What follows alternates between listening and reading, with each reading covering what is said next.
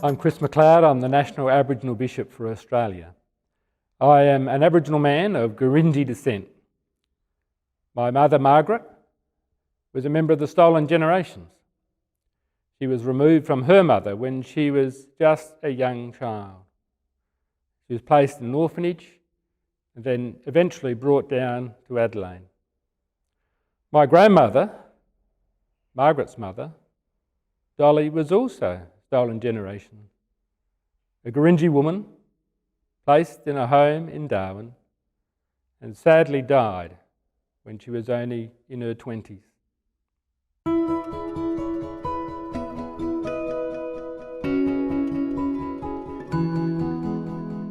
Well, I think I was like most people. I was watching the events unfold in the United States around George Floyd.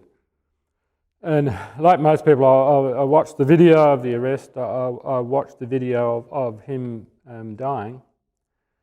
And I was just so appalled by the whole thing.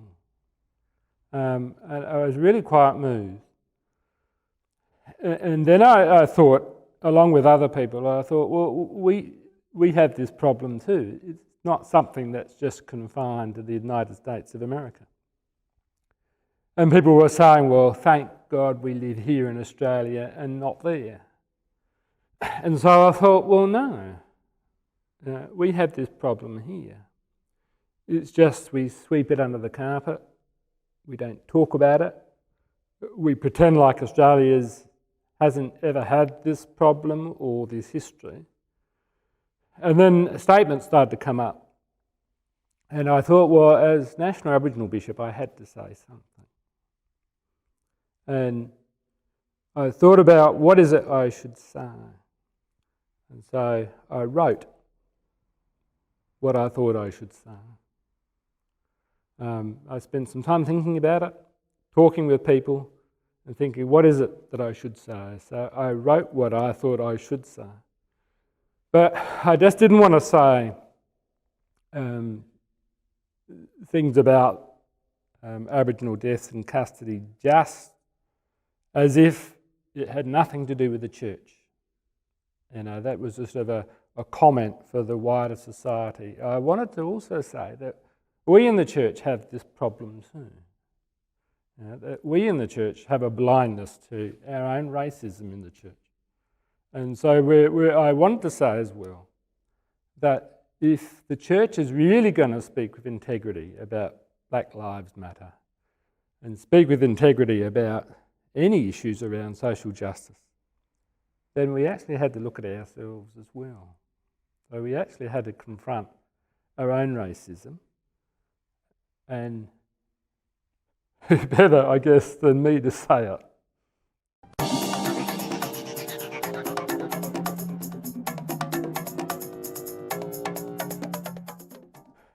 I think one of the main issues for the church, but also for the wider society, is to actually listen to what Aboriginal and Torres Strait Islander people are saying. I think often the church has been well-meaning and has made decisions for and about Aboriginal and Torres Strait Islander people. But I think the real issues are listening to what we have to say. And I think that's the issues around Black Lives Matter as well, is listening to Aboriginal and Torres Strait Islander people and people of colour around the world saying, here are the issues we face on a daily basis. Listen to us about this. So that really is my message to the church. Listen to what Aboriginal people have to say.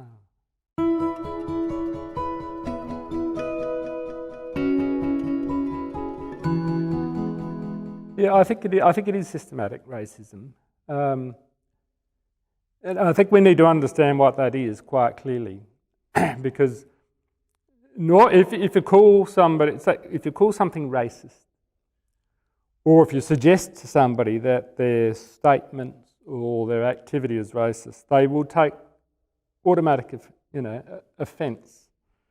they will say, and probably quite naturally and reasonably say, well, actually I'm not racist, you know.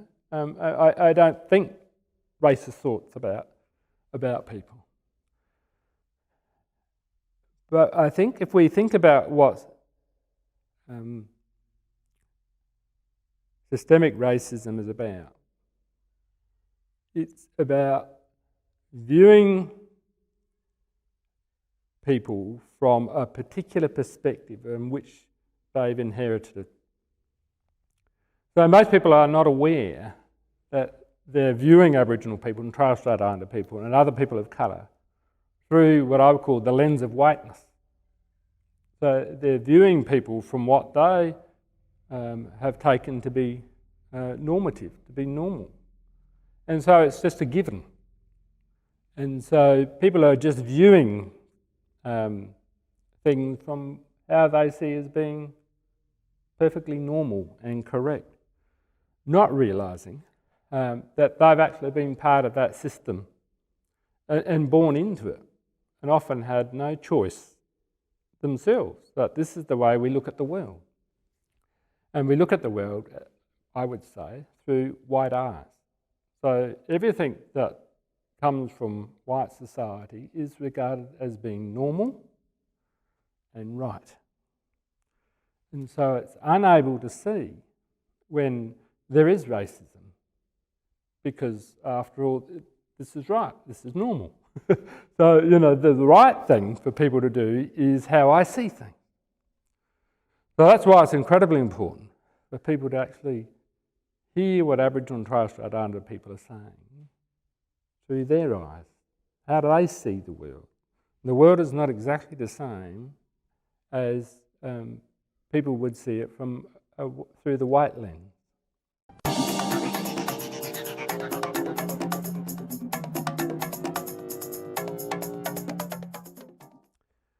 Well, I think that the reality is, yes, most people don't know too many Indigenous people. You know, Indigenous people make up 3.5% of the Australian population.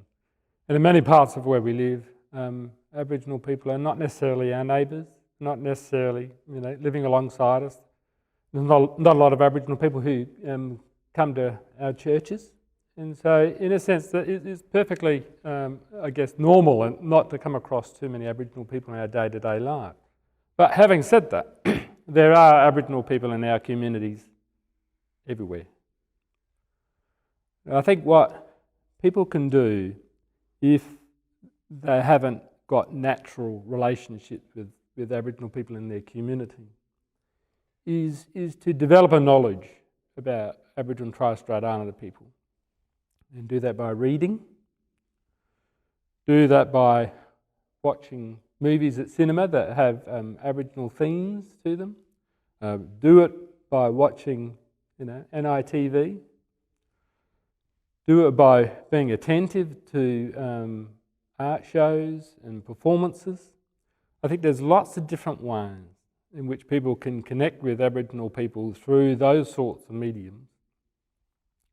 Taking part in rallies, taking part in protests, taking part in listening to what Aboriginal church groups have to say.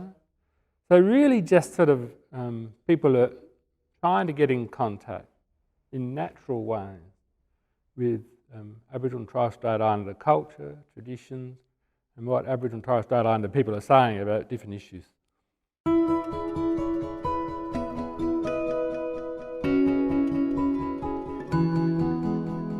I think the first thing is what I said earlier about listening.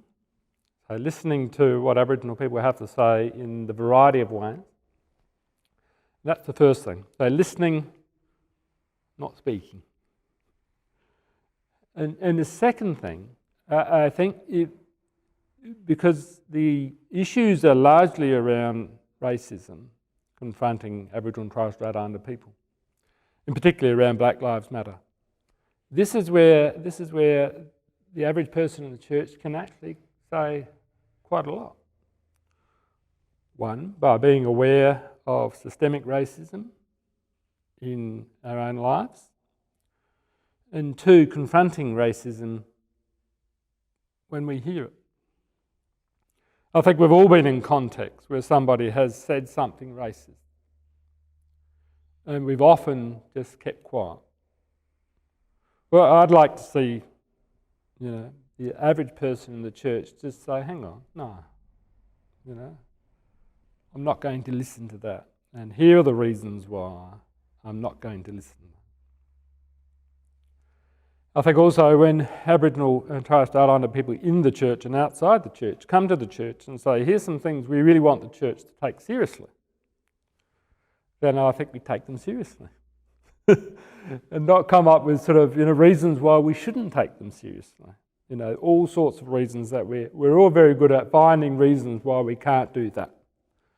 But I think the church, if it just stopped, didn't say anything, listen, and then take it seriously.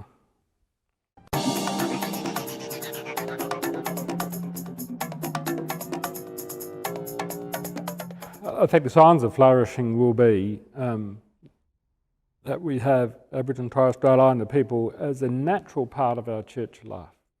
So not sort of the exception, not those who sort of stand out, but they're actually part of our church life. They're part of our everyday life and our activities. So I think that would be one sign. Another sign is that we have Aboriginal and Torres Strait Islander people in senior leadership positions within the church. So it's become just a natural thing to have Aboriginal and Torres Strait Islander people in senior positions. We already have Aboriginal and Torres Strait Islander clergy who are in charge of what we might call mainstream parishes. But that's a positive step. So they're not seen as the exception, but the norm. But I think what we also have in various parts of Australia, and certainly within our communities, in our cities, we have Aboriginal and Torres Strait Islander people separated from the rest of the community. So I think in time, when we see flourishing, is we see those groups coming more together, not diluting Aboriginal and Torres Strait Islander culture by any means, not assimilation, but people coming together, retaining their own culture and identity, but being accepted, full and equal in that community or church setting.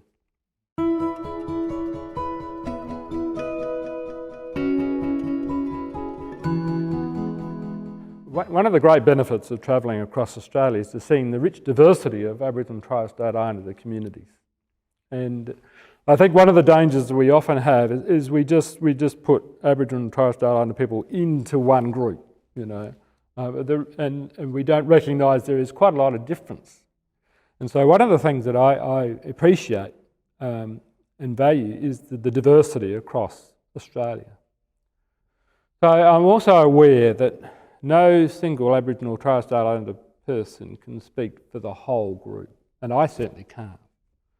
And so it's important that we listen to those unique voices within the different communities. So we have some very strong voices, I think, that are important to listen to. And I would say the first group of people to listen to is the National Aboriginal Torres Strait Islander Anglican Council, NATSIAC.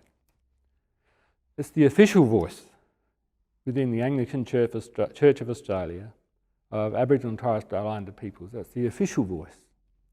So we have a diverse group of people travelling from all over Australia, coming together, in which we spend time together and shaping opinions that matter for the church. So I think that's a really important group because you have so much rich diversity and knowledge and experience and just general knowledge about what it means to be an Aboriginal and Torres Strait Islander person in Australia today, and an Anglican in that context as well. So that would be my first group that I would talk to.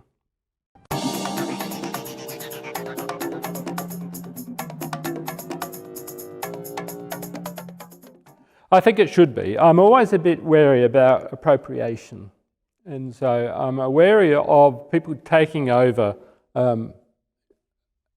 Indigenous theology rather than sort of sitting at its feet, so to speak. So I think we do have to be careful that we're not just taking from Aboriginal culture.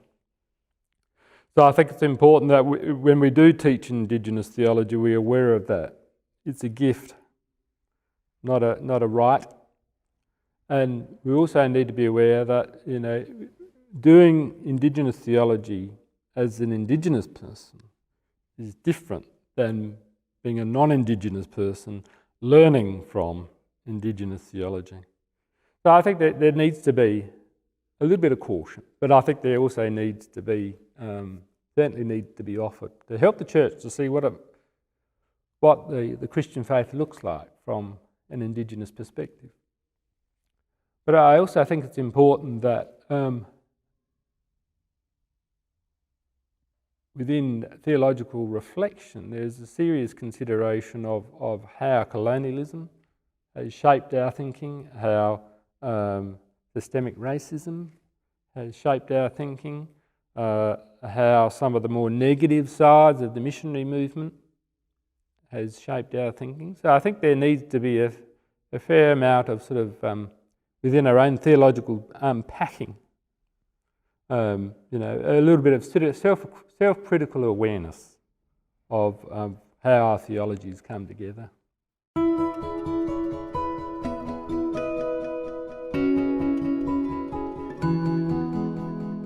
I would say, no, I wouldn't agree with that. No, I wouldn't agree with that. But what I would say, that I think there are always elements within culture, whether it be Indigenous culture or whether it be non-Indigenous culture, which are incompatible with the gospel. So I would always say that we do need to be critical of what we accept. And I think that's as true for the non-Indigenous church as it is for the Indigenous church. And I think the problem is that we are so often blind to our own cultural biases that we just take them and accept them. And we're so used to having them being part of our lives that we don't critique them. And so I would say that there is, of course, there's no tension between many things within Aboriginal culture and the Christian gospel.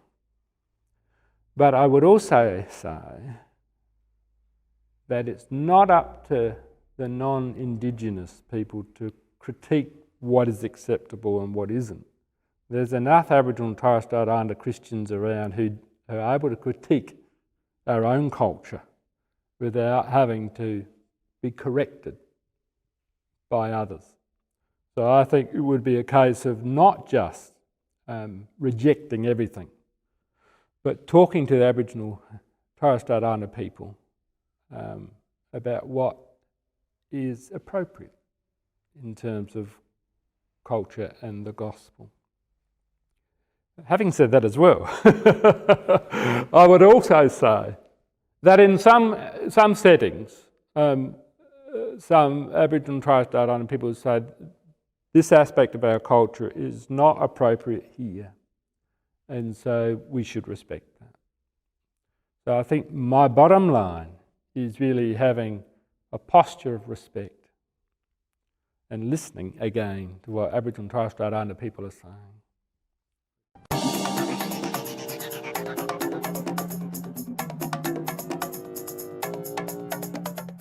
There is a bit of having to search it out a little bit, and we probably don't have as many people on the ground in that area as we need to. So it is an emerging thing. But I do think as well that many people would do well just to tap into what's being offered through our secular universities. So I know here in Adelaide, the Adelaide University, and in particular University of South Australia, has a very good Aboriginal Studies department. So I would encourage people not just to think exclusively in terms of theology, but also to tap into those university departments which have had a long history. And there's so much we can learn from just tapping into that. And so I would encourage people to sort of do their own theology in a way, but also tap into what's being offered and has been offered really for decades, which I don't think we've taken advantage of.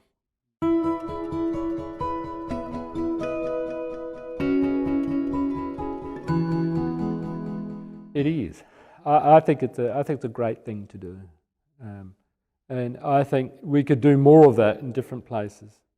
I think that is a very important thing for people to have a cultural awareness.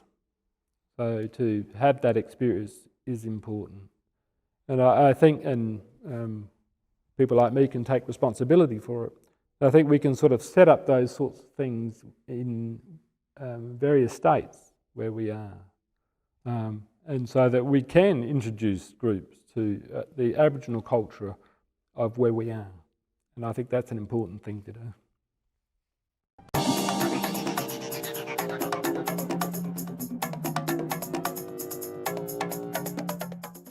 Well, it was such a powerful statement. And it was passionate, and it was heartfelt, and it really was mesmerising. And I think a lot of people responded so well to it. And here we have a young person with such a strong voice, speaking so clearly about what matters. And I thought it was just incredible, really.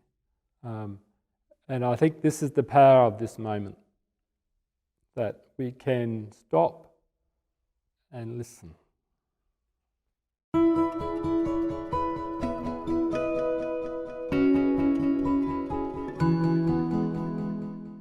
Well, I mean, yes, I get all lives matter. And by saying Black Lives Matter, we are saying all lives matter. I think jumping quickly from Black Lives Matter, or ignoring that completely, and then jumping straight to all lives matter, is really a diversionary technique. So, all lives matter. And then the problem with that is it can be just generic, disengaged, and ultimately nobody's life matters. One of the things that strikes me about the scriptures, the Bible, and all the stories running through the Bible, the Old Testament and the stories in the New Testament, are stories about people. And they're stories that are focused on people. Jesus, for example, takes up a little child, one little child, takes the little child. Now we can say that all children matter, but Jesus takes that little child. And then in taking that little child, he is saying all children matter. But by focusing on these individual stories, it enables us to sort of encapsulate the universal. So when it comes to Black Lives Matter, it's because that is the story we need to focus on now. But we also need to focus on domestic violence. We also need to focus on the prevention of abuse of children. We also need to focus on violence in general. But we need to focus on Black Lives Matter because that is what's before us now. And focusing on that helps us, I think, ultimately to focus on all the other things that need our attention.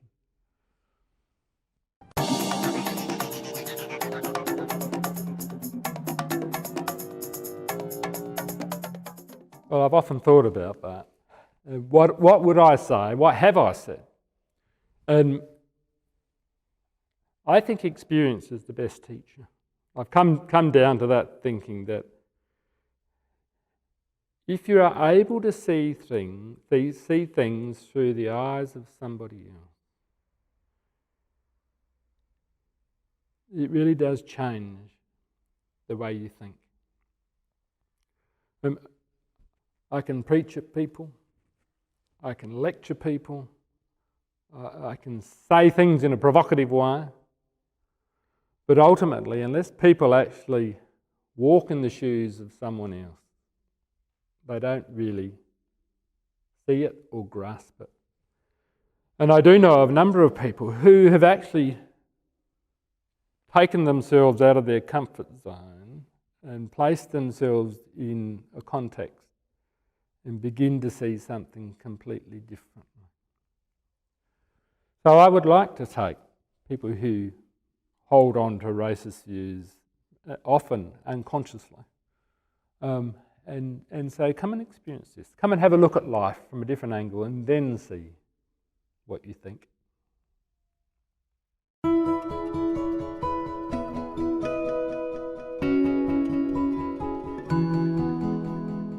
I have. I think the fortunate thing is that I don't get a lot of it directly